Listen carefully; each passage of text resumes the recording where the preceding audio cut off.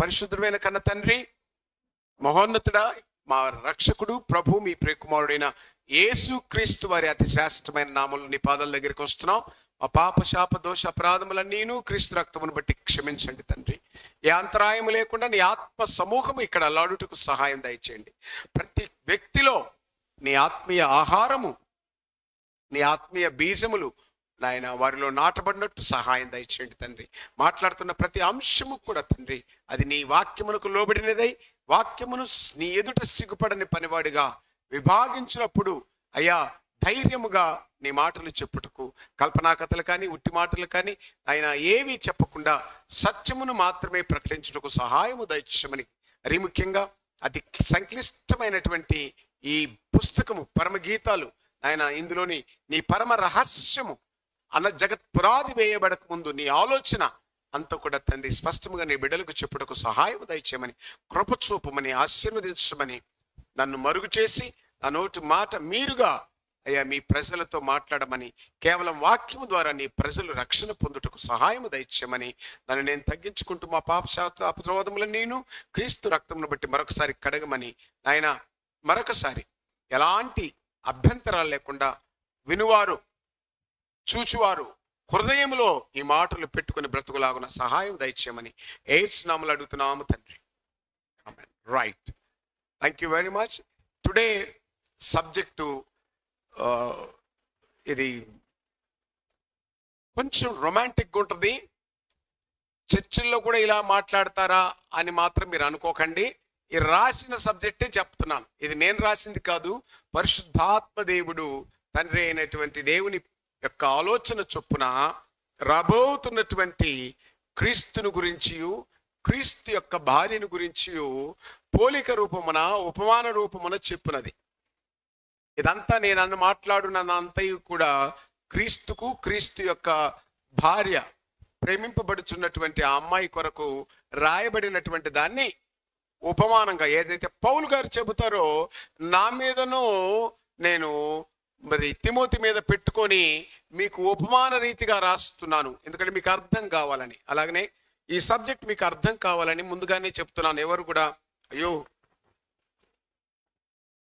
ఇలా మాట్లాడుతున్నారేంది అనుకోకుండా ఉండడానికి, అందులో ఉన్న భాషనే.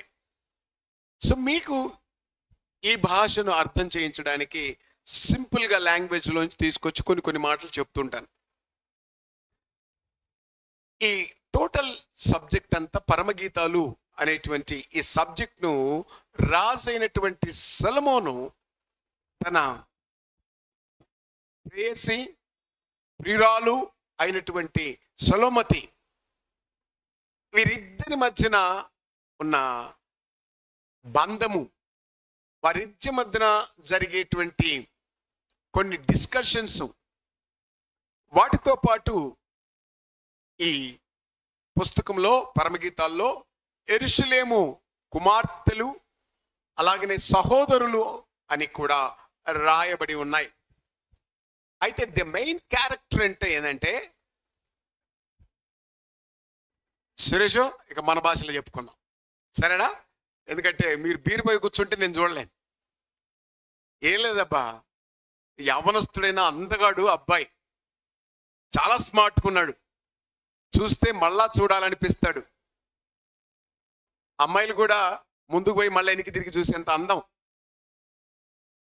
ఆయనే రాజైనటువంటి సొలొమోను అనుకోకండి, 10,000లో అతి కాంక్షణీయుడు. అతి కాంక్షణీయుడు అంటే 10,000 మంది అబ్బాయిలు నిలబడితే కూడా ఆ ఒక్క అబ్బాయికి అందరూ లైన్ వేస్తారు. ఆ అబ్బాయి పేరే ఆ అబ్బాయి పేరే దుర్మార్గులారా, మీ పేర్లు కాదురా బాబు పెట్టుకోవాల్సింది. అక్కడ 10,000లో అతి కాంక్షణీయుడు ఆయన. ఆ అంత అందమైన అబ్బాయి ప్రతిరూపాన్ని రాసైనటువంటి సొలొమోనుతో పోలుస్తున్నాడు. స్వరక్తమిచ్చి సంపాదించినటువంటి భార్య కన్యక, ఇంకా కాలేదు, భార్య కాలేదు. ఆ అమ్మాయి కన్యకగా ఉంది. ఆ అమ్మాయి పేరు సొలొమతి. ఆ అమ్మాయికి ఈ అబ్బాయి ప్రేమ కబురు చేస్తున్నాడు. ఇదంతా నేను మాట్లాడినంతా కూడా బైబిల్లో ఉంటుంది, దాన్ని మీరు చదువుతున్నప్పుడు మీకు అర్థమవుతుంది. అమ్మాయి నువ్వు ఎలా ఉన్నావో తెలుసా? పరమగీతాలు 1వ అధ్యాయము 2వ వచనంలో ఉంటుంది. 3వ వచనం చదవండి. నీవు పూసుకొను పరిమళ తైలము సువాసన గలది, నీ పేరు పోయబడిన పరిమళ తైలముతో సమానము. అమ్మాయికి అబ్బాయి లైన్ వేసేటప్పుడు ఫస్ట్ ఏమడుగుతాడండి? నీ పేరేంటి? ఇలా అలా అడుగుతారా అడగరా? మొదట పేరే అడిగేది. అయితే ఈ అబ్బాయి ఎలా చెప్తున్నాడంటే, అమ్మాయి నీ పేరు ఎలా ఉంటుందంటే సలోమతి కాదు, నీ పేరే పోయబడిన పరిమళ తైలం. వావ్, ఎంత మాట! జోలువారి పెదవుల నుండి వస్తున్నటువంటి ఆ మాట అమ్మాయి చెవులకే కాదు, హృదయానికి కూడా ఆనందమే. నువ్వు అందంగా ఉన్నావంటే పతోడు ఇంత ఇప్పుడు దాకా నువ్వు ఎన్నో 137 నువ్వు ఎవడో చెప్పాడు అనుకుంటాడు.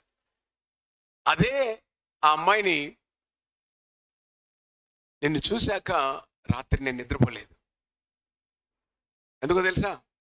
నేను కళ్ళు మూసుకుంటే నువ్వు మళ్ళా కనపడవేమో అని. అంత అందము నా కళ్ళను మూయించలేదు అని అమ్మాయికి చెప్తే, ఏ అమ్మాయి ఫీల్ కాదు చెప్పండి? ఫీల్ కాని అమ్మాయి ఎవరైనా? ఈవెన్ ప్రతి అమ్మాయి కూడా తన సౌందర్యాన్ని ఎదుటి వ్యక్తి పొగడినప్పుడు తప్పక తన గురించి ఆలోచిస్తుంది. అందుకే మన రొమాంటిక్ బాయ్ ఏం చెప్పాడంటే ఆ అమ్మాయికి, నీ పేరు నువ్వు చెప్పొద్దు, ఐ కెన్ గెస్. ఎడ తెలుసా? అది పోయబడిన పరిమళ తైలము. వీటన్నిటికీ మీనింగ్లు ఉన్నాయి. మీరు పుసుక్కున అందుకే దీన్ని చదివి ఇంకొక రకంగా ఆలోచన చేసుకుంటారేమని చెప్పి నేను ముందుగానే మీకు చెప్తున్నా. నీ పేరు పోయబడినటువంటి తైలము, నీవు ఎలా కనపడుతున్నావు అంటే 2వ అధ్యాయం 14వ వచనంలో మధ్యలో ఉంటుంది. నీ స్వరము మాధుర్యము, నీ స్వరము మధురము, నీ ముఖము మనోహరము. నీ ముఖము నాకు కనపడనేమో. ఒక్కొక్క వర్డ్ చాలా బ్యూటిఫుల్గా ఉంటుంది. నీ స్వరము మాధుర్యము, నీ ముఖము మనోహరము. మనోహరం అంటే నీ ముఖం చూస్తే నేను ఎంత టెన్షన్లో ఉన్నా, ఎన్ని బాధల్లో ఉన్నా అలా కూల్ అయిపోతాను. నీ ముఖము చంద్రబింబము, నీ కన్నులు కలువరేఖలు, నీ అధరముల నుండి జాలువారుతున్న తేనెతో కూడిన మాటలు ఎంత మధురము. ఇదంతా తెలుగు సాహిత్యం అనుకోకండి, మన బైబిల్లో ఉన్నదే చెప్తున్నాడు. ఆ అమ్మాయిని ఎలా పొగుడుతున్నాడంటే, అమ్మాయి నాకు కాబోయేటువంటి భార్య, నీకు ప్రపోజ్ చేస్తున్నాను. ప్రపోజ్ చేయడం అంటే పోయి నువ్వంటే ఇష్టం అని చేసుకుంటావా చేసుకోవా, అది కాదు ప్రపోజ్ చేయడం అంటే. నీ మాటలకే పడిపోవాలి. నీ అంటున్నానంటే నువ్వు అనుకుండేవు నేను మాట్లాడుతుంది అయ్యో మా అయ్యగారు చెప్పాడు నేను పడిపోతా అని. పడిపోవడం అని కాదు అర్థమాడ. ఎందుకంటే ఒకరోజు మా శివగాడు నా దగ్గరికి వచ్చి చెప్పాడు, అంకుల్ నువ్వు చెప్పిన మాటలకు ఇన్స్పైర్ అయిపోయి నేను ఒక పేద అమ్మాయిని చేసుకుంటానని వచ్చేసిండు నా దగ్గరికి. గాడ్ బ్లెస్ యూ నాన్న అని చెప్పా. నేను చెప్పేది ఇక్కడ ఎప్పుడు మీరు గుర్తుపెట్టుకోవాల్సింది ఏంటంటే, నేను ప్రభు అయిన యేసును గురించి సంఘమును గురించి తప్ప మీ వ్యక్తిగత జీవితాలతో నాకు సంబంధమే లేదు. ఇక్కడ ఈయన చెబుతున్నటువంటి మాట, నీ మాట ఎలా ఉందంటే మాధుర్యము. మాధుర్యం అంటే మధువు అనగా తేనె. నీ మాటలు ఎదుటి వాళ్లకు గుండెలు గుచ్చినట్టుగా ఉండకూడదు. ఎలా ఉండాలంటే, ఇప్పుడు మీకు అర్థమయ్యేలా చెప్పడానికి మన లాంగ్వేజ్లో మాట్లాడతాను చూడండి. అమ్మగారు వందనాలు, బాగున్నారా? బాగలేక సచ్చినానా? బాగున్నారా అడుగుతావేంది? నేను బాగానే కనపడుతున్నా కదా, బాగున్నారని అడగాలనా మళ్ళా? ఇది తేనె పూసిన మాట. తినబూసిన మాటనా ఇది? కాదు కాదు కాదు. అమ్మ తిన్నవా? తిన్నాం, మా ఇంట్లో తిన్నాం, ఏం నువ్వు పెడతావా? ఇది కాదు. అమ్మ బాగున్నారా? బాగున్నానండి, మీ ప్రార్థన వల్ల, దేవుని దయ వల్ల, అందరి సహకారం వల్ల మా కుటుంబం ఆశీర్వాదకరంగా ఉంది, సంఘంలో మేము అభివృద్ధి చెందుతున్నామండి, చాలా మేలు చేశాడండి. ఇది ఎలా ఉంది? తిన్నావా అంటే తింటాం, నువ్వు చెప్తే తింటామా, నువ్వు చెప్పకపోతే తినమా? ఇది కాదు. కోరుకుంటున్నటువంటి అమ్మాయి ఎలా ఉండాలంటే ముఖము మనోహరముగాను, ఆమెను చూడగానే ఎటువంటి స్థితిలో ఉన్నా కూడా. చూడండి, మీకు ఇప్పుడు అలవాట్లు తెలుసో లేదో కానీ పూర్వకాలంలో మా తాత వాళ్ళని చూశాను కాబట్టి చెప్తున్నా నేను. మా తాత స్కూల్లో టీచర్. ఆయన స్కూల్ నుండి ఇంటికి రాగానే అమ్మమ్మ ఎదురుగా గ్లాస్తో నీళ్లు వెళ్ళి ఆయన కూర్చుంటానే ఆ టవల్ తీసి పక్కనేసేసి గ్లాస్తో నీళ్ళు ఇచ్చేది, తాగేసేసి ప్రశాంతంగా ఉండేవాడు తాత. ఈరోజు మీ భర్త ఇంటికి రాగానే ఏం తెచ్చిండు? వీడు తేడు, వాడు అన్ని ఆడే తిని తెచ్చింటాడు, మాకేమంటాడు, వీడు తేనే తేడు మాకు. ఇంకేముంది, వచ్చినావు కదా ఇంకా ఎక్కడెక్కడ తిరిగి తెచ్చినావు రా, ఇంకరా వండితే ఇంత కూడేస్తే తిని పండుకుంది. ఈ యాటిట్యూడ్కు భర్త వెళ్ళట్లేదు, అబ్బాయి ప్రపోజ్ చేయట్లేదు. ఎలాంటి అమ్మాయిని ఎన్నుకుంటున్నాడంటే తన కాబోయే భార్య ఎలా ఉండాలి, తన కాబోయే సంఘం ఎలా ఉండాలి అని కోరుకుంటున్నాడంటే మధురమైన మాటలతో మనోహరమైన ముఖముతో ఉన్నటువంటి ఆ అమ్మాయిని కోరుకుంటున్నాడు. కోరుకోవడం తప్పే లేదు. బట్ ఆ అమ్మాయి ఎక్కడుందో తెలుసా? ఆ అమ్మాయి చూడగానే ఆయన అంతగా ఊహించుకుంటే ఆ అమ్మాయి 2వ అధ్యాయము, పరమగీతాలు 2వ అధ్యాయము 2వ వచనం, బలు రక్కసి చెట్లలో వల్లి పద్మము కనబడునట్లు స్త్రీలలో నా ప్రియురాలు కనబడుచున్నది. నేను కోరుకుంటున్నటువంటి నా ప్రియురాలు ముద్ద మనోహర స్థితిలో నుండి వర్ణనాతీతమైన సౌందర్యము కలిగినటువంటి ఆ సుకుమారి ఎక్కడుందంట? బలు రక్కసి చెట్లలో, ముళ్ళలో. ముళ్ళు అనగా పాపం. ఎక్కడ పట్టుబడిందంట అమ్మాయి? ఈ అందమైన అమ్మాయి ఎక్కడ పట్టుబడింది? పాపములో పట్టబడింది, పాపములో ఇరుక్కుపోయింది. నేను కోరుకుంటున్నటువంటి అమ్మాయి ఎలాంటి అమ్మాయి కావాలని నేను కోరుకున్నాను? కన్యకను కోరుకున్నాను. ఈ అమ్మాయిని సొలొమోను తన పల్లకిలో ఎక్కించుకొని తన రాజవీధులలో తిప్పుకుంటూ తన అంతఃపురమునకు తీసుకొని పోవాలని ఆశపడినటువంటి అమ్మాయి ఎక్కడుందంట? బలు రక్కసి చెట్లలో ఉండిపోయింది. అంతేకాదండి, ఆ అమ్మాయి ఎలా ఉందో ఇటు చెబుతా ఉన్నాడు. 1వ అధ్యాయము 6వ వచనం, నల్లని దానని నన్ను నల్లని దానను, అందుకే నాకు పాట పాడించండి. ఎలా ఉందంట అమ్మాయి? నల్లగా అయిపోయింది. నల్లగంటే మీరు అనుకున్న నలుపు అనుకుంటున్నారేమండి బాబోయ్, అది కాదా నలుపు. నలుపు చీకటి పాపపు ఊబిలో ఇరుక్కుని పోయింది. నేను ఎంతగానో ఇష్టపడిన నా ప్రియురాలు, నా ప్రాణేశ్వరి ఎక్కడుందంట? ఊబిలో ఉండిపోయింది. అంతే కదా? ప్రభువైన యేసు వద్దకు రానప్పుడు మన జీవితాలన్నీ ఎక్కడున్నాయి? ఊబిలో ఉన్నాయి. జిగటగల దొంగ ఊబిలో ఇరుక్కొని పోయి ఉన్నాయి. నీతిమంతుడు లేడు, ఒక్కడు లేడు అన్నటువంటి జీవన విధానాన్ని కొనసాగిస్తూ అందరూ కూడా తోవ తప్పి. ఈ అమ్మాయి కూడా ఎలా ఉందంట? ఎక్కడుంది? బలు రక్కసి చెట్లలో. బలు రక్కసి చెట్లు అంటే మీరు చూసారండి, ఆ ముళ్ళు ముళ్ళు ముళ్ళు ఉంటాయి.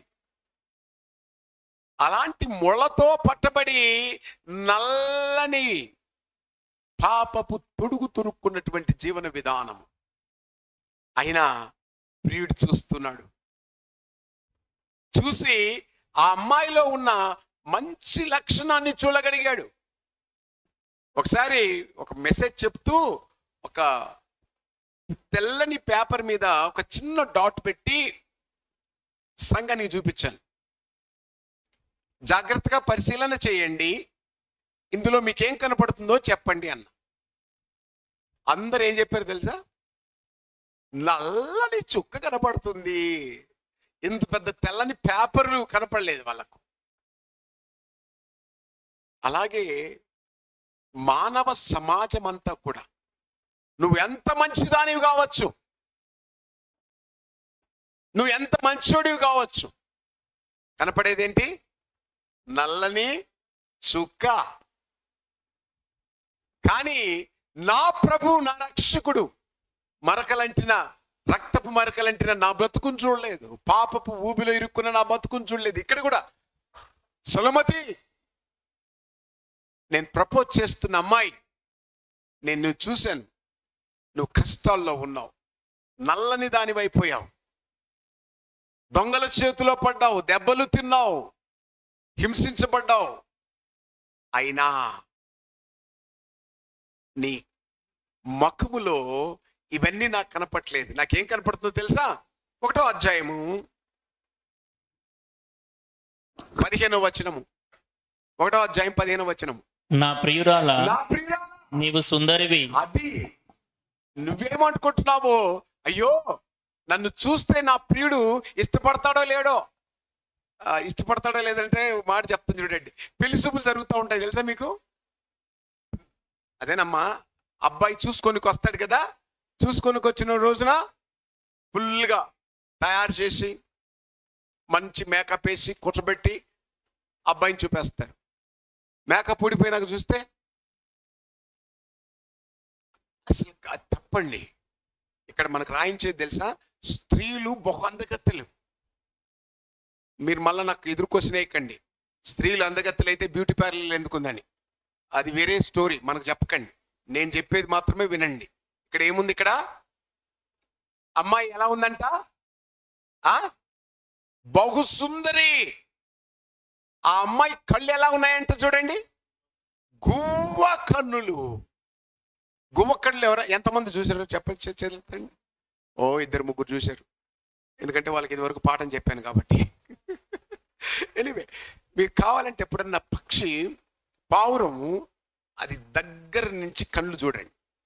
ఆ కళ్ళు ఎప్పుడు కూడా వాటరిష్గా ఉంటాయి.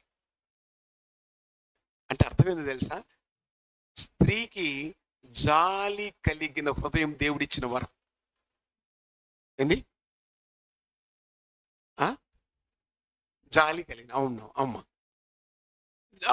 అరే నవ్వుతారేంద్ర, నిజంగా ఎదవలరా మగపిల్లలు మీరు, ఎదవలు, నిజంగా ఎదవలు.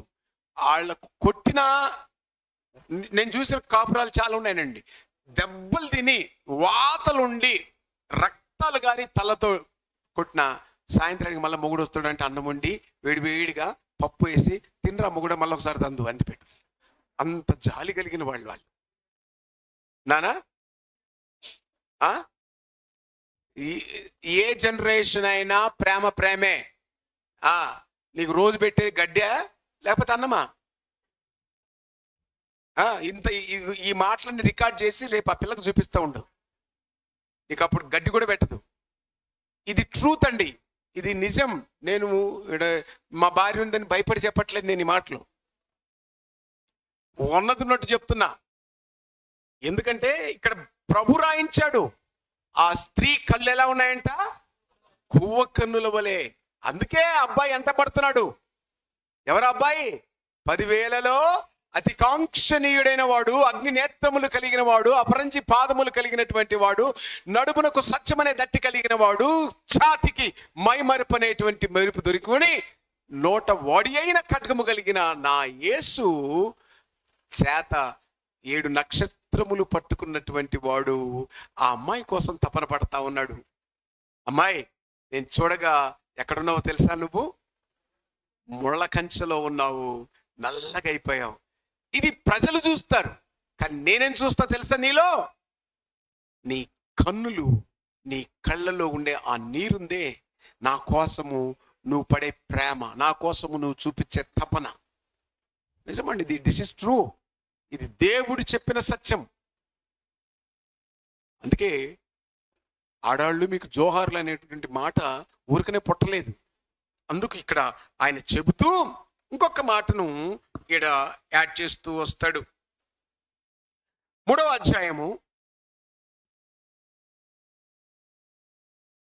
9వ వచనం నుండి చదువుకుంటూ ఉందాం. లెబానోను మ్రానుతో మంచం ఒకటి సొలొమోను రాజు తనకు చేయించుకుని ఉన్నాడు. దాని స్తంభములు వెండిమయములు, దాని పాదములు స్వర్ణమయములు, దాని మెత్తలు ధూమ్రవర్ణంతో చేయబడెను. ప్రేమను చూపించు విచిత్రమైన కుట్టు పని యెరూషలేము కుమార్తెలు.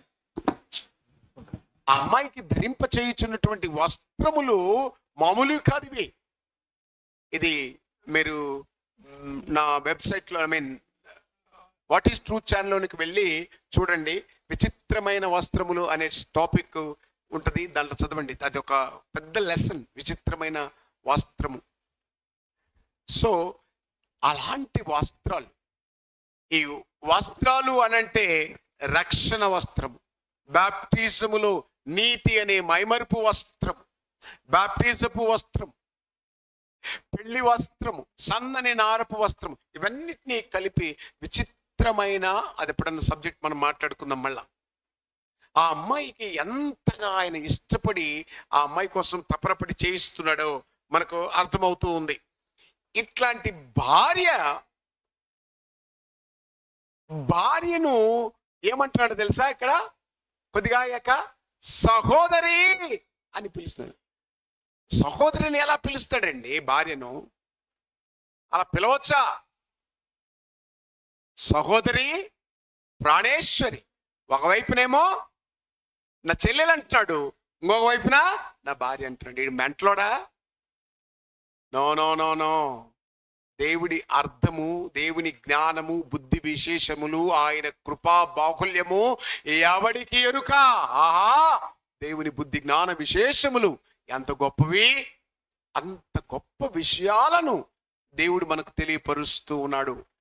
ఎలా అది చిక్కుముడి విప్పేది అంటే, ఒకే వ్యక్తిని ఈ మీ లోకస్తులైనటువంటి వారు పెళ్ళైనటువంటి భార్యను ఎన్ని యాంగిల్స్ లో చెప్తారంటే, చాలా కాలం క్రితం కవి రాస్తే విన్నటువంటి మాటలు.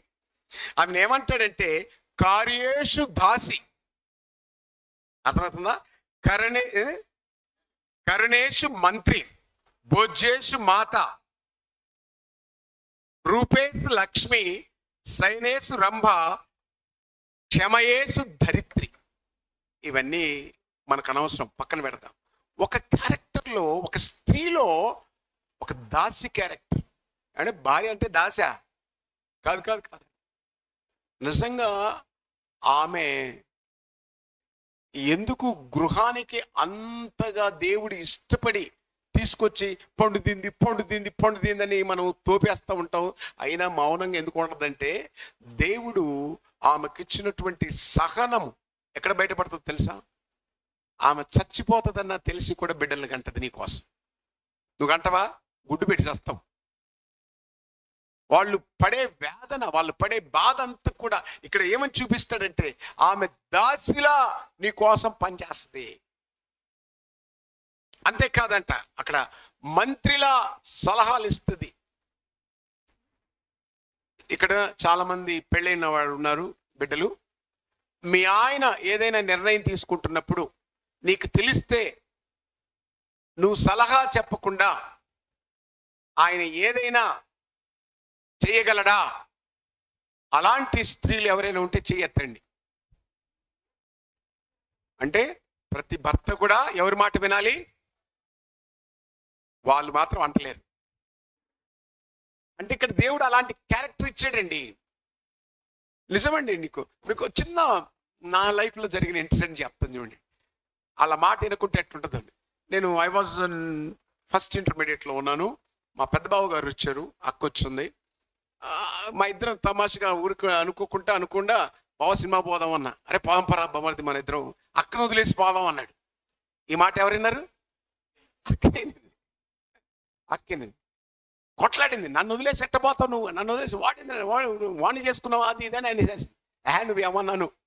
అప్పట్లో ర్యాలీ సైకిల్ ఉండేది నాకు కాలేజీ పోవడానికి.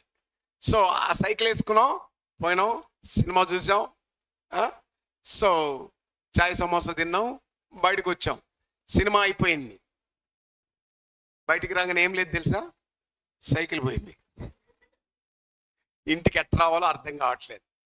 ఎందుకు, ఇంట్లో ఏమనింది ఆమె, నన్ను తీసుకెళ్ళు అనింది. సో ఆమెను తీసుకోకుండా పోయినాం. ఇంటికి రావాలంటే దడ, నీకు దడ అన్నట్టు అయిపోయింది ఆ పరిస్థితి.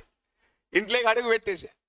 నేనుండి, బావ నువ్వు ఊరుకో, నేను మేనేజ్ చేస్తాను అంటే మా అక్క అడిగింది, ఎదురా సైకిల్ అన్నది. ఫ్రెండ్ వేసుకుపోయినా, మరి ఊరుకోరా, ఒక అబద్ధానికి 100 అబద్ధాలు లేదు, సైకిల్ పోయింది. మా నిజాయితీ భర్త కదా, ఒప్పుకున్నాడు. నాకు పెళ్లి కాలేదు, మనమే ఒప్పుకుంటాం. ఆయన ఏం చెప్పాడంటే సైకిల్ పోయిందన్నాడు. నేను చెప్పాను నన్ను తీసుకెళ్ళమని చెప్పాను, నేను రానందుకే. అంటే సైకిల్ పోయిందని కాదు ఉద్యమం. ప్రతి దాంట్లో భార్య యొక్క సలహా, ఈవెన్ ఇంకా మంచి సలహాలు ఉంటాయండి. అబ్రహాముకు చెప్పారు సలహాలు. అబ్రహాముకు ఇంకొక ఆంటీ వచ్చింది, ఏం పేరు సారాగాక. ఆమెను రానిచ్చేదాకా ఊరుకున్నది. మీరు రాణిస్తారు అసలు ఇంట్లోకి? కాళ్ళు ఎరుగొట్టము, వాడివి విడివి, ఎట్లో కొట్ట వచ్చిందా? అదే. సో లాస్ట్కి ఏం చేశాడు, దేవుని దగ్గర తీసుకుపోయాడు పంచాయతీని అబ్రహాము. అప్పుడు ఏం చెప్పాడు దేవుడు, నీ భార్య మంత్రిలా ప్రవర్తిస్తుంది, listen to your wife. Hari, listen to your wife. Simon Paul, listen to your wife. నాకు నేను చెప్పుకోవాలి, ఇక్కడున్న పెళ్ళైన మగాళ్ళందరూ కూడా. ఎందుకంటే వాళ్ళకున్న జ్ఞానము విపరీతమైందండి బాబు. ఒకసారి ఒక మెసేజ్ చెప్పాను, మీరు చూడండి. దాంట్లో స్త్రీ హీరోనా విలనా అని. థ్యాంక్ యూ చాలా రోజుల తర్వాత మంచి మాటలు చెప్పాను. అసలు స్త్రీయే ఆ పండు తినకపోయింటే ప్రభువైన యేసు వచ్చేటోడే కాదు.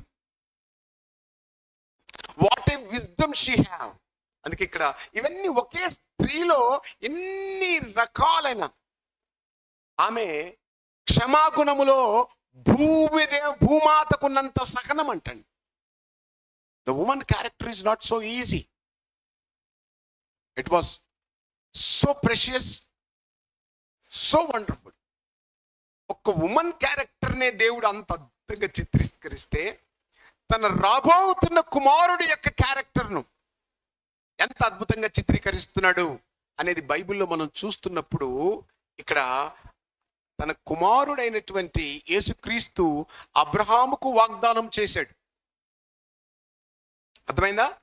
నీ కుమారుడెందు నేను నీ యందు కుమారుణ్ణి ఇస్తాను, ఆయన యొక్క సంతానము ఆకాశ నక్షత్రముల వలె ఉండిపోద్ది.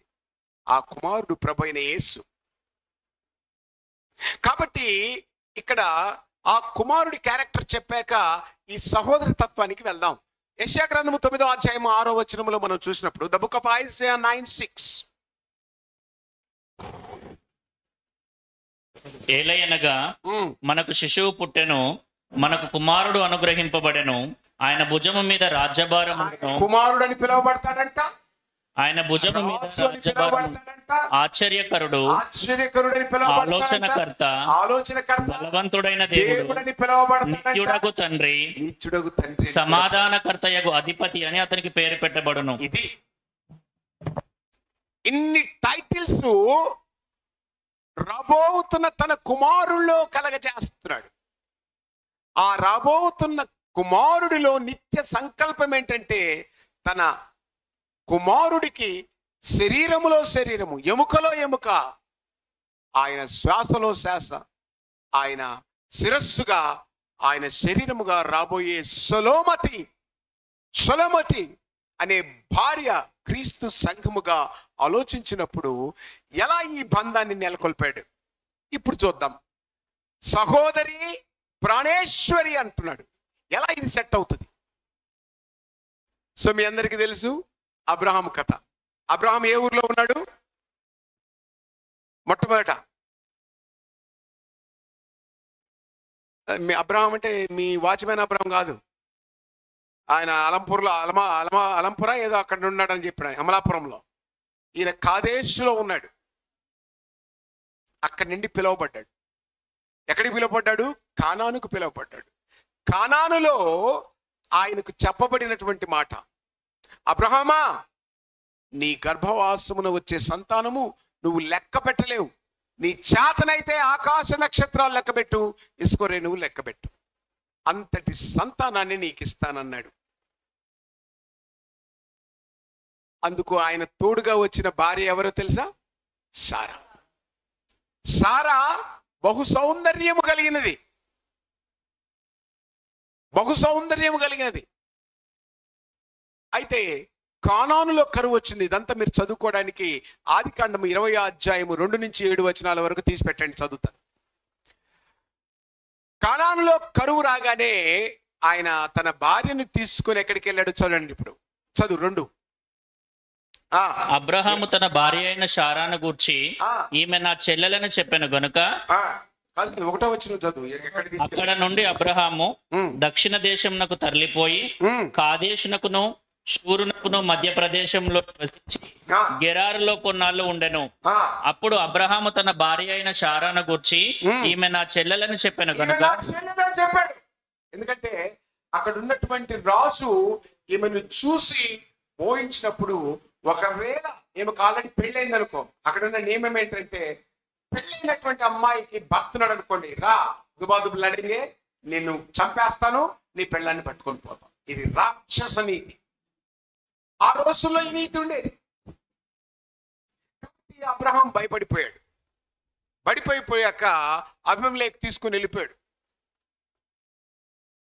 ఆ అమ్మాయిని చూశాడు. ఎవరా అమ్మాయి? మా చెల్లెలు. అయితే మాకు ఇచ్చేసేయి, నేను రాజును. అమ్మాయిని తీసుకుని వెళ్ళిపోయాడు. అబ్రహాం ఒక్కడు బ్యా అని కూర్చున్నాడు. ఈ లోపల తండ్రి అయిన దేవుడు చూశాడు, నా కూతురు అక్కడికి వెళ్ళిపోయిందా? వీడు పట్టుకున్నాడా? సాతానుడు పట్టుకున్నాడా? ఏయ్, నువ్వు తెచ్చిన అమ్మాయి ఉందే, ఆ అమ్మాయి నా కుమార్తె, అబ్రహాము యొక్క భార్య. మీరు కూడా కొన్నిసార్లు మీకు పెళ్ళైనా కూడా కొన్ని దుష్ట చూపులు మీ మీద పడుతుంటాయి. మీరు భర్తకు చెప్పుకోలేరు, ఎవరికి చెప్పుకోలేరు. అలాంటి స్థితిగతులు చాలా ఉంటాయి. ఈ సమాజమే దుర్మార్గమైంది. బస్సులో కూడా సీటు దొరికితే పక్కన కూర్చొని చేసే అదవులు ఉన్నారు. ఇలాంటి సమాజంలో ఆయన ఎలా చూస్తున్నాడంటే, నీ క్యారెక్టర్, నీవు దేవుని కుమార్తెగా నువ్వు పిలువబడితే నీ పక్షాన రిస్క్ ఆయన తీసుకుంటాడు. రాయ్ ఖబర్దార్, ఎవరా అమ్మాయి అనుకుంటున్నావు?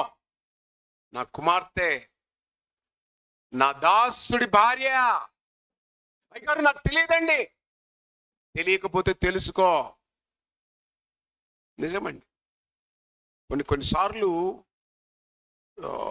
మనిషిగా మనము బ్రతుకుతున్నా కూడా మన చుట్టూ చాలా విచిత్రమైనటువంటి పనులు జరుగుతాయి.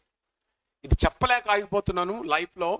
ఇది విన్న వాళ్ళకే అర్థమవుతుంది ఇది జరిగింది ఏందనేది. మీరు జస్ట్ వినండి. కూకట్పల్లిలో జరిగింది. భార్యాభర్తలు, ఇద్దరు యవ్వనస్తులు కూకట్పల్లి చర్చికి వచ్చేటోళ్ళు. భర్త పనికి వెళ్ళిపోయేటోడు. వాడు పనికి పోవడం చూసి ఆ ఇంటి యజమాని ఇంటి దగ్గరకు వచ్చి ఆ అమ్మాయిని తొందర పెట్టేటోడు. భర్తతో చెబితే నువ్వేం ఎక్సెకలు చేసావో వాడు ఎందుకు వస్తాడు, ఉల్టా మనల్ని అంటారు. ఏం చేయాలి మదన పడిపోయింది, ఏడ్చేసింది. ఆఖరికి అనుకున్నది, ఆ పిల్ల విషయం దాకా చచ్చిపోదాం అనుకుంది. ఏమైనా జరిగితే నా బిడ్డ ఇక్కడ, నా భార్య, నా భర్త, మేము ఊరి నుంచి వచ్చాం, అక్కడి నుంచి బేవరం నుంచి వచ్చాం, వీడికి ఏంటి మా పరిస్థితి? ఆమెకు దేవుడు ఆలోచన పుట్టించాడు. నీ బాధ నేను అర్థం చేసుకున్నా, దీంట్లో నుంచి విడిపిస్తా. పాస్టర్ గారిని ప్రార్థన చేయడానికి పిలిపి, ఆ సమయంలో నీ భర్తను బయటికి పంపించి ఏదో వస్తువు తెమ్మని చెప్పు, అప్పుడు చెప్పు ఆయనకు నీ స్టోరీ అన్నాడు. నిజంగా అట్లాగే చెప్పింది నాకు, నిజంగా అట్లాగే చెప్పింది. నేను చెప్పాను, నువ్వేం కంగారు పడకు బిడ్డ, వాడు రోజు ఏ టైంకి వస్తాడు, నానా మధ్యాహ్నం 1 గంటకు వస్తాడు. 5 గంటల దాకా చేరేసుకుని ఆడు కూర్చొని సతాయిస్తాడు. ఐ థింక్ ఫినిష్, నీ జాబ్ అయిపోయిందన్న. 1 గంటకు బయలుదేరి వెళ్ళిపోయాను. పోయేటప్పటికల్లా చైర్ వాడు హాల్లో వేసుకొని కూర్చున్నాడు. ఈమె ఏమనకుండా బిక్కు బిక్కు బిక్కు బిక్కు అని కూర్చుని పాపం. నేను పోకముందే అన్ని తయారు చేసి పెట్టాను. నేను పాస్టర్ అయినాకనే చెప్తున్నా, అంటే కోపం చెప్తున్నా. నా బిడ్డలు ఎవరనంటే తట్టుకోలేను నేను. పోంగనే నేను ఎక్కడైతే పెట్టానో ఆ గొడ్డలు తీసి కాలు ఛాతి మీద పెట్టి, ఏం మాట్లాడలేదు. ఫస్ట్ పోంగనే ఎగ్గిరి ఛాతి మీద పెట్టి గొడ్డలు తీసుకొని గజ్జ గజ్జ గజ్జతో నిక్కిపోయాడు. అయ్యగారు నేను తప్పు చేశాను, నీ కుమార్తె జోలికి వచ్చి. అయ్యగారు నీ తప్పు చేశాను. తప్పు చేస్తామని అడిగాను. ఈ ఇంట్లో నీవు వీళ్ళు ఖాళీ చేసేంత వరకు అడుగు పెట్టావా, నీ సమాధిని తొలగించుకో. వాడు అన్యుడు. వాడికి నాయనా నా బిడ్డ జోలికి రాకు నాయన, మేము దేవుని బిడ్డలమంటే ఊరుకుంటాడా వాడు? నిజంగా ఆ రోజు వాడి తల దగ్గేదే, నేను పాస్టర్ కాకపోతే. కానీ వాడు పడి ఆ అమ్మాయి కాళ్లకు దండం పెట్టి, ఇది నిజం, నా పరలోకపు తండ్రి చూస్తున్నాడు. ఎందుకు ఈ మాట మీకు చెప్పానంటే, సారాన్ని తీసుకుపోయాడు. అబ్రహాం ఏడుస్తున్నాడు. దేవుడు ఊరుకున్నాడా?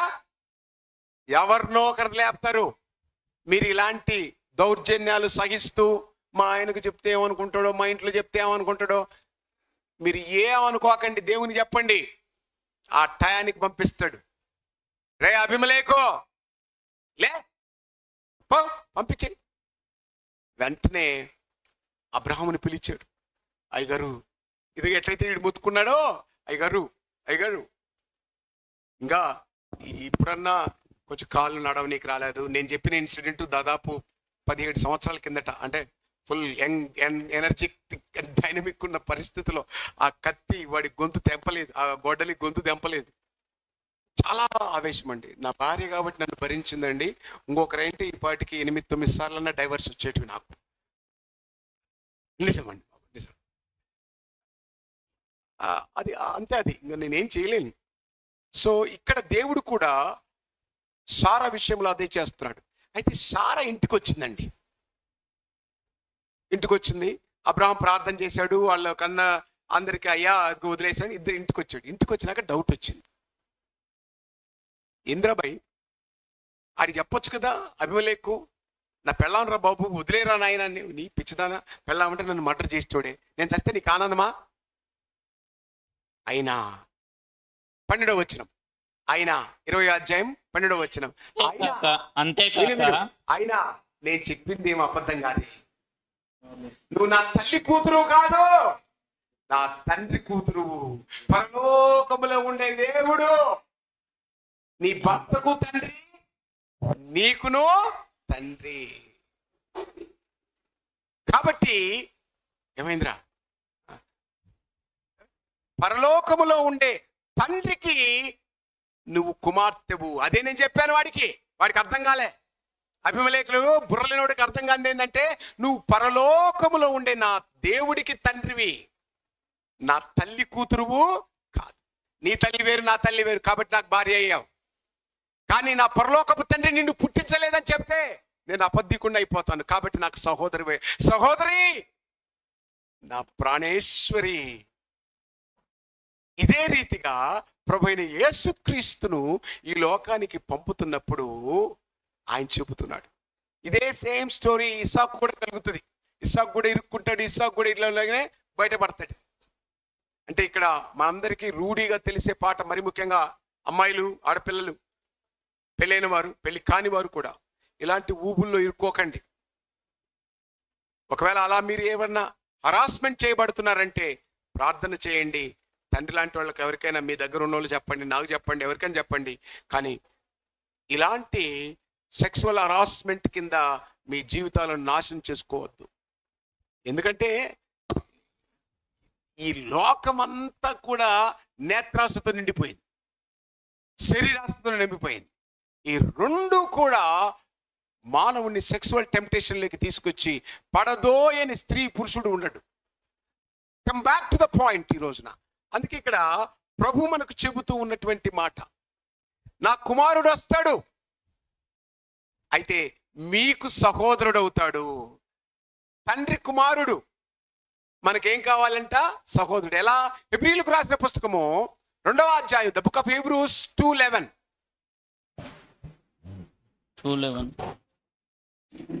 పరిశుద్ధపరచు వారికిని పరిశుద్ధపరచబడు వారికిని అందరికీ ఒక్కటే మూలము. ఈ హేతువు చేతను వారిని సహోదరులని పిలుచుటకు ఆయనకు సిగ్గుపడక. అది ప్రభు చెప్తున్నాడు. దీని గురించినటువంటి మాట కీర్తనకారుడు రాశాడు. కీర్తనకారుడు రాసినటువంటి కీర్తనలో ఉన్నది, సమాజ మందిరములో నేను నీ నామమును గణపరుస్తాను. అంతేకాదు, కీర్తనకారుడు రాసినటువంటి కీర్తన 22వ కీర్తన 22వ వచనం,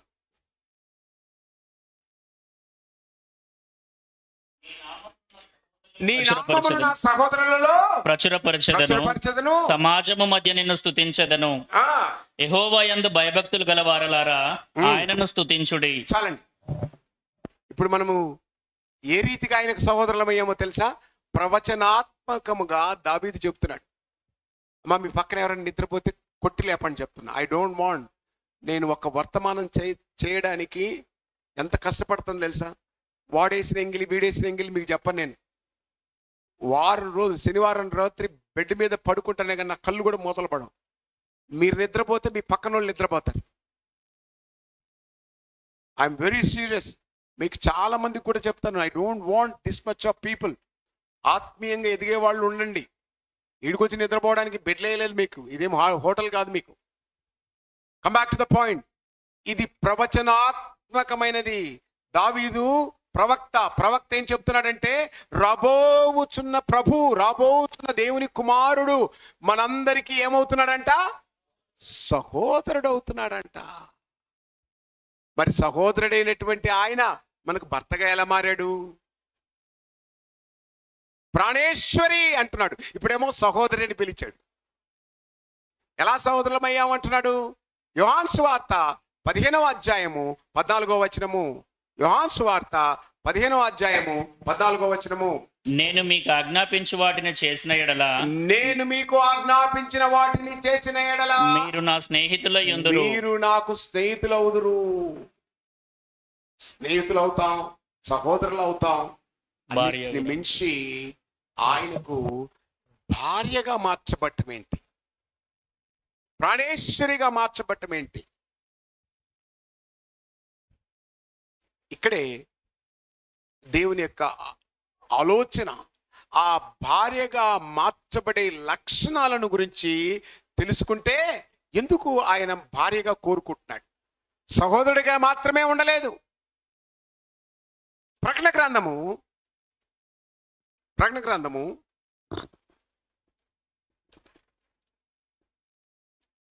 21వ అధ్యాయము 9వ వచనం. అంతటా ఆ కడపటి 7 తెగులతో నిండిన 7 పాత్రలను పట్టుకొని ఉన్న 7 దేవదూతలతో ఒకడు వచ్చి, ఇటు రమ్ము, పెండ్లి కుమార్తెను అనగా గొర్రెపిల్ల యొక్క భార్యను నీకు చూపెదనని నాతో చెప్పి, ఆత్మవశుడునై ఉన్న నన్ను ఎత్తైన గొప్ప పర్వతం మీదకి కొనిపోయి, యెరూషలేము అనే పరిశుద్ధ పట్టణము దేవుని మహిమగలదై పరలోకమందున్న దేవుని యొద్ద నుండి దిగివచ్చుట నాకు చూపెను. అది ఇది చదవగానే మీరు యెరూషలేము పట్టణం అనుకుంటారు. యెరూషలేము పట్టణం అని అంటే సంఘము ఎక్కడి నుంచి వచ్చింది? ఇది భూమి మీద మనుషులు స్థాపించింది కాదు. అందుకోసమే క్రీస్తు సంఘము వారు మానవుల చేత భూమి మీద ఏ సంఘము స్థాపించబడ్డా దాంట్లో 1,00,000 మంది ఉన్నారన్నా 10 లక్షల మంది ఉన్నారన్నా ఒప్పుకోదు బైబిల్. ఎక్కడి నుంచి దిగి వచ్చింది సంఘము? పరలోకము నుండి. పెంతెకోస్తు దినమున అపోస్తల కార్యం 2వ అధ్యాయం 4వ వచనం ప్రకారంగా పరలోకము నుండి అపోస్తుల మీద దిగొచ్చినప్పుడు ఆ దినమున వాళ్ళు లేచి ఒక అద్భుతమైన సాక్ష్యం చెప్పారు. అపోస్తల కార్యం 2వ అధ్యాయం 22వ వచనంలో, ఇదిగో సహోదరులారా, దేవుడు మన ప్రభువైన యేసుక్రీస్తు ద్వారా అద్భుత కార్యములు ఆశ్చర్య కార్యములు జరిగించను. అయితే మీరు దుష్టుల చేత ఆయనను సిలువ వేసి చంపేశారు. అయితే దేవుడు ఆయనను మరణ వేదనలో ఉంచకుండా మరణమును నిరర్థకము చేసి లేపి ఆయనను ప్రభువుగాను క్రీస్తుగాను నియమించాడు. మీరు సిలువ వేసిన ఈ యేసును మీరు చంపేశారు జీవాధిపతిని, ఆయన లేపాడు. ఆయన వలనే ఈ సత్య సువార్త ప్రకటించబడుతున్నది. ఈయనే మూలము. ఈయన ఎక్కడి నుంచి దిగి వచ్చాడు? మీరందరూ భూసంబంధులు, నేను పరసంబంధిని. ఎందుకంటాడు పరసంబంధిని? పరసంబంధి అనగానే మళ్ళీ ఆయనకు ఒక హల్లెలూయా అని కరుణామయుడు సినిమా వేయకండి. ఆయన తండ్రిలో ఎలా ఉన్నాడంట? వాక్యమై ఉన్నాడు. తండ్రిలో ఎలా ఉన్నాడు? ఎలా ఉన్నాడు? ఎలా ఉన్నాడు? అది ఆ వాక్యమునకు శరీరము తగిలిచ్చినప్పుడు భూలోకంలో ఆయనకు రూపం వచ్చింది. ఆ రూపమును శరీరము రక్త మాంసములు కలిగినదైనది. ఆ రక్త మాంసములు కలిగిన వాటికి ఆ బంధము ఏర్పరిచినప్పుడు సహోదర బంధము. ఆ రక్త మాంసములను పగలగొట్టినప్పుడు ఆత్మ సంబంధమైనది. మళ్ళీ చెప్తున్నా వినండి, రక్తము శరీరం ఎక్కడున్నాయి? రక్తము శరీరం. ఈ శరీరంలో ఉన్నప్పుడు నేను సహోదరుణ్ణి. ఈ శరీరము పగలగొట్టబడింది, రక్తధారలు కారింది. ఈ రక్తమును పెట్టి నిన్ను నన్ను కొనగానే ఏమైపోయామో తెలుసా? ఆయనకు భార్యగా మార్చబడ్డాం. భార్య అంటే భూ సంబంధమైన భార్య కాదు. భార్య అని ఎందుకంటారు తెలుసా? ఎందుకంటారు అబ్బాయి? చెప్పండి పోనీ. భార్య అంటే ఇంట్లో పనులు చేసేదనే. శరీరములో నా రక్త నా మాంసములో మాంసము, నా ఎముకలో ఎముక. ఇట్ మీన్స్ మన కొట్లో కూడా మాంసం, ఈ రక్తం కాదు అది. You are not separate. నా ఆలోచన అంటే అది నీ ఆలోచన, నా భావము నీ భావము, నా దేవుడు నీ దేవుడు. నీకు ఏ ఊరికి వెళ్తావో నేను అదే ఊరు. ఇది ఖచ్చితంగా మీకు చెప్పాలి. సిస్టర్ కూడా తెలుసు. దాదాపు 22 ఏళ్ల కిందట ఒక పాస్టర్ గారు, ఆయన భార్య ఇద్దరు ఖమ్మం డిస్టిక్ నుంచి, మనుగురు నుంచి మా దగ్గరికి వచ్చారు. మా దగ్గరికి వచ్చి వాళ్ళు ఏడ్చుకుంటూ తమ సాక్ష్యం అంతా చెప్పారు. పెళ్లి చేసుకునేటప్పుడు వాడేం పెడతాడమ్మా వద్దని వాళ్ళ తల్లిదండ్రులు చెప్పారు. పాస్టర్ అంటే బికారోడు, ఇలాంటి అనుమానాలు చాలా ఉంటాయి. అయితే ఆమె వినకుండా ఆయన వెంబడి వచ్చేసింది. ఒక పాప హైదరాబాద్ పోయి సేవ చేద్దామని వచ్చారు. జీడిమెట్ల దగ్గర ఓ చెట్టు కింద ఆ పాపను ఉయ్యాల్లో కట్టి ఆ పక్కన తెలిసిన వాళ్ళని కాపలా పెట్టి నా అడ్రస్ ఎవరో ఇచ్చారు, నా అక్కడికి వచ్చారు. చెట్టుకు ఉయ్యాల కట్టి చీరతోటి బిడ్డను ఆడబెట్టి ఆ భార్య భర్తలు ఇద్దరు నా దగ్గరికి వచ్చారు. నమ్ముతావా నువ్వు నిజంగా ఇది జరుగుతుందని?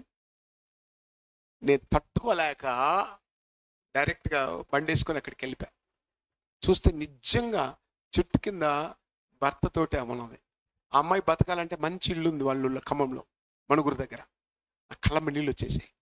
అరే ఏంది అసలు, అడవులను చూస్తే పిచ్చోళ్ళు లెక్కుంటారు, టిక్కోళ్ళు లెక్కుంటారు, ఏం చెప్తే చేస్తూ ఉంటారు, ఏదో 4 నోరేసుకొని అరుస్తూ ఉంటారే కానీ ఇంత మనస్సు ఉంటుందా, ఇంత ప్రేమ? నువ్వు ఎక్కడుంటావో అక్కడే చెట్టు కింద. నేను అబద్ధం చెప్తే దేవుడు నా మీద ఏమైనా చేయను కాక. నేను మీకు చెప్తున్న స్త్రీ సహనం గురించి. అందుకే ప్రభు ఇష్టపడ్డాడు. నేను మాట్లాడుతుంది పోరంబోకు స్త్రీల గురించి కాదు. బైబిల్లో ఉన్న నికాసైన స్త్రీలు, అలాంటి వారిని గురించి మాట్లాడుతున్నటువంటి మాటలు ఇవి. సో అమ్మాయి ఏం చేసింది? ఆయనతో పాటు చెట్టు కింద ఉన్నది. వెంటనే పక్కన యాస్బెస్టాస్ కాలనీ ఉంది. యాస్బెస్టాస్ కాలనీకి వెళ్ళి నేను అక్కడి నుంచి ఇంకొక పాస్టర్లు ఇద్దరిని పిలిపించి వెంటనే రూమ్ తీసి రూమ్కి కిరాయి కట్టి వాళ్ళిద్దరిని అక్కడ పెట్టేసి నేను ఇంటికి వచ్చాను. ఇక్కడ నీ చెప్పుకొస్తుంది ఏంటంటే భార్య ఎంత విలువైనది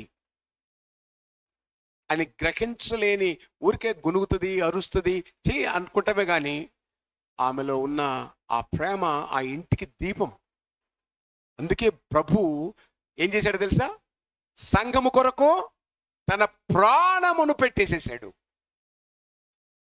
ఏం పెట్టాడు? ప్రాణమును పెట్టుటలో ప్రేమ చూపిస్తున్నాడు. ఎందుకు? నా ఎముకలో ఎముక, మాంసంలో మాంసం. ఇంటిని తీర్చిదిద్దేది స్త్రీ. పొరంబోకోళ్ళు ఉంటారు. పొరంబోకోళ్ళు ఈ ఇంట్లో భర్త సంపాదించే సంపాదన అంతా రోడ్ల మీద పడేసేసి ఇష్టానుసారంగా చేస్తూ కొవ్వెక్కిన వాళ్ళు ఉంటారు, అడ్డుదిడ్డము ఆపు లేని వాళ్ళు ఉంటారు. వాళ్ళని దేవుడు చూసుకుంటాడు. మీరేం కంగారు పడకండి. మీరు అలాంటి వారే ఉండకండి. స్త్రీ, జ్ఞానము కలిగిన స్త్రీ, గట్టిగా గట్టి చెప్పండి, ఆడవాళ్ళందరూ చెప్పండి, జ్ఞానము కలిగిన స్త్రీ. అలాగే సంఘము కూడా జ్ఞానము కలిగినదై ఉండాలి. మీలో చాలా మంది ఇంకా తాగుబోతులు ఉన్నారు, ప్యాకెటగాళ్ళు ఉన్నారు, సిగరెట్ తాగేటోళ్ళు ఉన్నారు, చంచల మనస్కులు ఉన్నారు. ఇవి మీకు తగదు. దీని గుండా ఏమి రాదు, మీకు ఏమి రాదు. పరిశుద్ధమైన కన్యక కోసము ఎక్కడి నుంచి దిగి వచ్చిందంటే ఇది ఈ పరలోకము నుండి దిగి వచ్చి దగదగలాడుచున్న మెరుస్తున్న కాంతులతో. ఎలా ఉంది ఆ పట్టణము? ఆనందమే ఆనందమైన ఒక పాట రాసే దాంట్లో, దగదగలాడే ఆ పట్టణము, దగదగలాడే ఆ పట్టణము, 12 గుమ్మములు బంగారు వీధులు, 12 గుమ్మములు బంగారు వీధులు. సూర్యుడు లేడు, చంద్రుడు లేడు, కన్నీరు లేదు, మరణము లేదు. సూర్యుడు లేడు, చంద్రుడు లేడు, కన్నీరు లేదు, మరణము లేదు. సమస్తమైనవి నూతనమైనవి, సమస్తమైనవి నూతనమైనవి. ఆనందమే పరమానందమే. ఆమేన్, ఆమేన్, ఆమేన్. ఇది స్త్రీ సౌందర్యం. స్త్రీ సౌందర్యం అంటే మేకప్ కొట్టుకోవడం కాదు. నిజమండి. మీ మేకప్ కొంచెం ఎండొచ్చి కొంచెం చెమట పట్టింది అనుకోండి, ఇక్కడి నుంచి గంగా, ఇక్కడి నుంచి యమున, ఇక్కడి నుంచి గోదావరి, 3 భాగాలుగా తెలంగాణ, రాయలసీమ, ఆంధ్ర ఇడిపోయింది. ఎందుకు? ఒరిజినల్గా ఉండండి. ఒరిజినల్గా ఎంత అందంగా ఉంటావో తెలుసా? ఎంత అందంగా ఉంటున్నాడు అంటే ఇక్కడ చెప్తున్నాడు. ఇప్పుడు చూద్దాం ఎలా ఏందంటే, అమ్మాయి చూసిన అమ్మాయి వ్యూహిత సైన్య సమభీకరిణి అంటున్నాడు. ఎలా ఉంది? పరమగీతాలు 6వ అధ్యాయము 10వ వచనం. సంధ్యారాగము చూపెట్టుచు, సంధ్యారాగము చూపట్టుచు, చంద్రబింబమంత అందము గలదై, సూర్యుని అంత స్వచ్ఛమును కలలు గలదై, వ్యూహిత సైన్య సమభీకర రూపిణియగు ఈమె ఎవరు? అది ఈమె నా భార్య. Sandhyaragam, it's a beautiful melodious voice.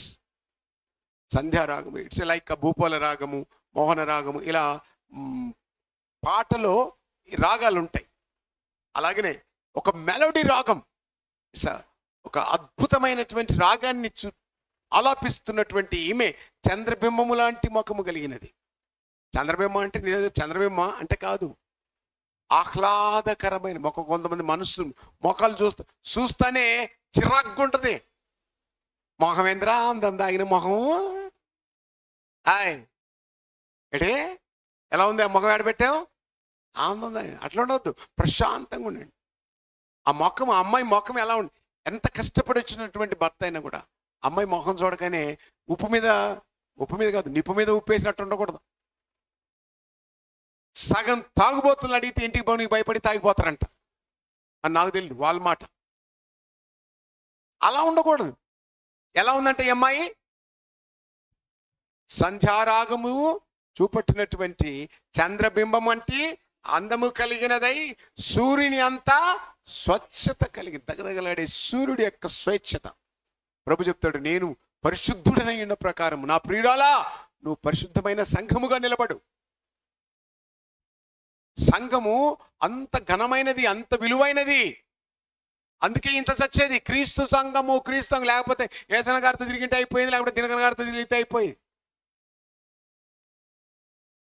నేము కొద ఉండదు, పైసల కొద ఉండదు. మనం ఎలా బ్రతకాలి, ఎలా ఉండాలి, ఆయనకి ఇష్టమైనటువంటి కన్యక. ఇంట్లో ఉన్నటువంటి ఏమ్మాయి నేను వచ్చేవరకు ఇంట్లో లేవు, ఏడిపోయినావు, ఏడిపోతే నీకెందుకు, నీ చెప్పాలనా, ఇటంతా కాపురం చేస్తావా, అవుతుందా, నువ్వు వాతలేవు, నువ్వు తిరుగుతలేవు, నువ్వు పోతున్నావు, ఏమైనా చెప్పావా నాకు, నేను అడిగానా, నేను పోతా, నా ఇష్టం వచ్చిన కాడ పోతా, నువ్వు ఒక పెగ్గు తాగితే నేను 3 పెగ్గులు తాగుతా. ఇది కాపురం కాదు.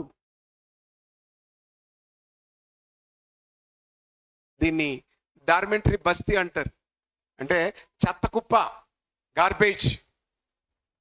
ఇది కాదు.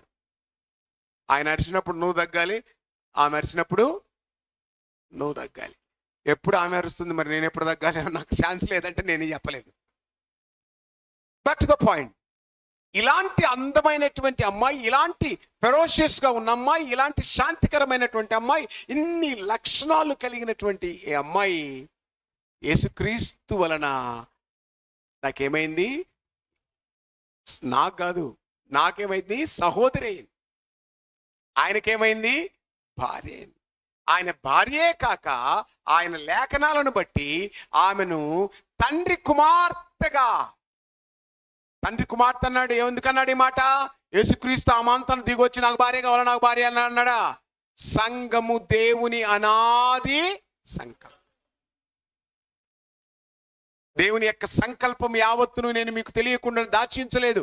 అపొస్తలుల కార్యము 20వ అధ్యాయము 26వ వచనం నుంచి అయిపోవచ్చిందండి. అపొస్తలుల కార్యం. కాబట్టి మీలో ఎవరి నాశనము విషయమైనను నేను దోషిని కానని నేడు మిమ్మల్ని సాక్ష్యము పెట్టుచున్నాను. దేవుని సంకల్పం అంతయు మీకు తెలపకుండా నేనేమీయూ దాచుకొనలేదు. దేవుడు తన స్వరక్తమిచ్చి సంపాదించిన తన సంఘమును కాయుటకు పరిశుద్ధాత్మ. చాలండి. దేవుని సంకల్పం ఇది. యేసు క్రీస్తుకు సహోదరి, ఆ సహోదరే భార్య కావటం అనేటువంటిది దేవుని సంకల్పం. కాబట్టి ప్రియులారా, ఆయన అంటున్నాడు, దేవుని సంకల్పములో సహోదరి నా ప్రాణేశ్వరి అని. ప్రాణమేశ్వరి. ప్రాణేశ్వరి అంటే అర్థం ఏంటో తెలుసా? చెప్పండి మనం. ప్రాణేశ్వరి అంటే ఏంటి? నీ కోసము నా ప్రాణము పెట్టుటకు సిద్ధంగా ఉన్నాను. ప్రాణేశ్వరి, నా ప్రాణము కన్నా ఎక్కువ ప్రేమిస్తున్నాను. ఎప్పుడైనా చెప్పారా అబ్బాయి మీరు ప్రపోజ్ చేసేటప్పుడు?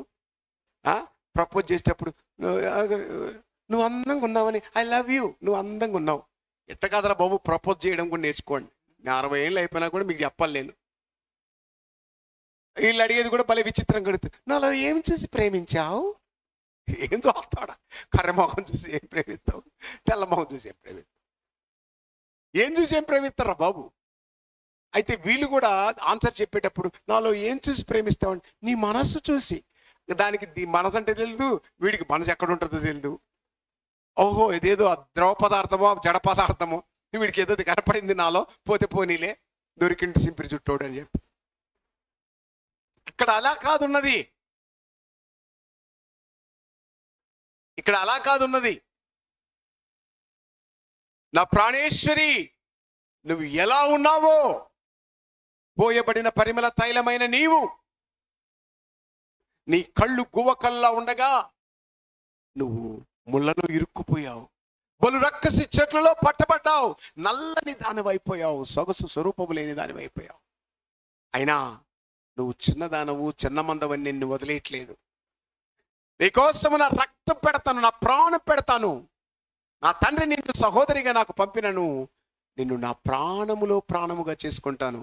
సహోదరి, నా ప్రాణేశ్వరి, నీకోసం నేను మళ్ళా వస్తాను. ప్రాణం పెట్టాడు. ప్రాణేశ్వరి అని చెప్పి డైలాగులు రాసి ఓ రోజా పువ్వు ఇచ్చి చెవిలో పెట్టుకోమని చెప్పి వెళ్ళిపోలే ఆయన. పెట్టడా? చాలా మంది ప్రపోజ్ చేసినప్పుడు విన్నారు కదా, మీకు ప్రపోజ్ చేస్తారు కదా, చేసినప్పుడు అబ్బాయిలు ప్రపోజ్ చేసినప్పుడు వాళ్ళు ఎలా చేస్తారు అనేది అంతా కూడా మీకు తెలుసు. ఎన్ని డ్రామాలో. ఇప్పుడు అప్పుడంటే మా జమానా కాలంలో లెటర్లు రాసేది ఉండేది. ఈ జమానా కాలంలో అంతా ఆ ఫోను. నేను మా డార్లింగ్ ప్రపోజ్ చేస్తే లెటర్ రాసి ఇచ్చా. కాలేజ్ స్కూల్కి పోతుంది, స్కూల్లో కాలేజ్ ఫస్ట్ ఇయర్ కాలేజ్ పోతుంది, పుస్తకంలో పెట్టుకుంది, చదివి సాయంత్రం చెప్తానని ఎదురు చూస్తున్నా ఆశతో. What happen to my proposal అంటే పెట్టుకున్న కాగితం సిని కింద పడిపోయింది, నేను చదవలేదనింది. అది రిప్లై. అట్లాంటి ప్రపోజల్ కాదు ఈయన చేసింది, నీ కోసము నిజంగా ప్రాణం పెట్టిన ప్రపోజల్. సైమన్ పాల్ ప్రపోజల్లో, మీ ప్రపోజల్లో అది పాడైపోవచ్చు, కానీ నా తండ్రి, పరలోకపు తండ్రి తన కుమారుడి ద్వారా నీకు ప్రపోజల్ పంపిస్తున్నాడు. Are you ready? ఇంతవరకు బ్యాప్టిజం తీసుకున్నటువంటి వారు ఇటు చూడండి, ఎలా ఇక్కడ సహోదరుడు ప్రాణేశ్వరిగా మారిపోతున్నాడు. భూలోకంలో పుట్టాం, అదొక జన్మ. ప్రాణేశ్వరి కావాలంటే నీకు ఇంకొక జన్మ కావాలి. ఊరికనే ప్రాణేశ్వరి అయిపోవు. అబ్బో ఆయన పిలిచాడు కాబట్టి నేను ప్రాణేశ్వరి అయిపోయాను అనుకుంటున్నావా? లేదు. ఈ ప్రాణేశ్వరి ఎలా ఉందో తెలుసా? ముడత మచ్చ డాగులైన అమ్మాయి. ఈ అమ్మాయిగా నువ్వు మారాలనంటే తీతు గ్రంథము, తీతు పుస్తకము 3వ అధ్యాయము 5వ వచనము. తీతు పుస్తకము 3వ అధ్యాయం 5వ వచనం. పునర్జన్మ సంబంధమైన స్నానము ఆచరించటం ద్వారా పరిశుద్ధాత్ముడు మీలో నూతన స్వభావమును కలగజేయటం ద్వారా.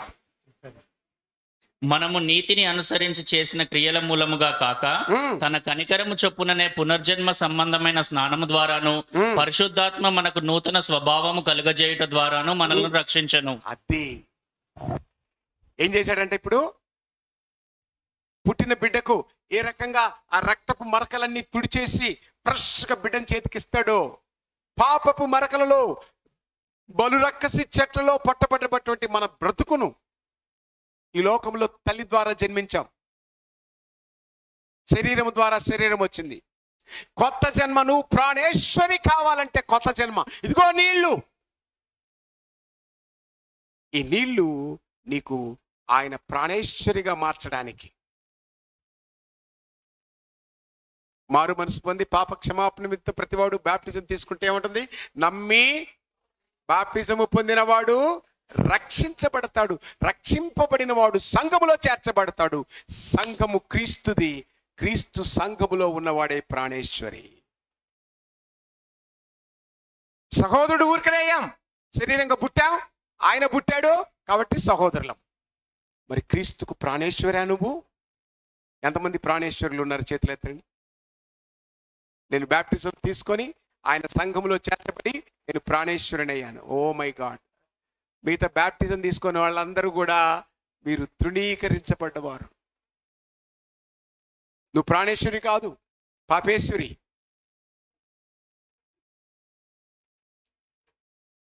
ప్రాణేశ్వరా పాపేశ్వరా?